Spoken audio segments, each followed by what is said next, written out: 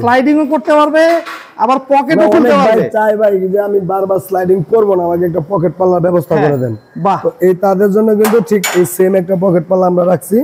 আর এই গেটটি কিন্তু আপনি অল্প জায়গার মধ্যে ব্যবহার করতে পারবেন। আচ্ছা, কি লেগা আপনার দেখা গেছে, দেখেন আমি একটু খুলে দেখাই। একদম ধরেন এটা এদিকে চাপাই দিলাম, আবার এটা এইদিকে চাপাই দিলাম। বাহ, মাঝখানের জায়গাটুকু হয়ে গেল। এখন আপনি এটাতে বাইক ঢোকাতে পারবেন আরামসে। এখন আপনার এই পাশে আরেকজনের জায়গা, এই পাশে আরেকজনের জায়গা, একদম একদম। শুধু আপনি এই জায়গাটুকুই গেটের জন্য স্পেস ক্লিয়ার পাইছেন। এখন একটা প্রাইভেট কার কিনছেন বা বাইকই ঢোকাবেন, তো এই জন্য আপনার কিন্তু এই পাল্লা যদি দুটা ঠিক সেম এতখানি হইতো, এই যে দেখেন এতখানি হইতো, তো খুলতে গেলে তো আপনি এই পর্যন্ত জায়গা লাগতো, অনেকখানি জায়গা লাগতো।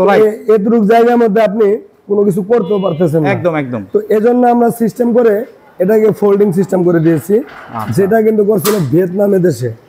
এই যে দেখেন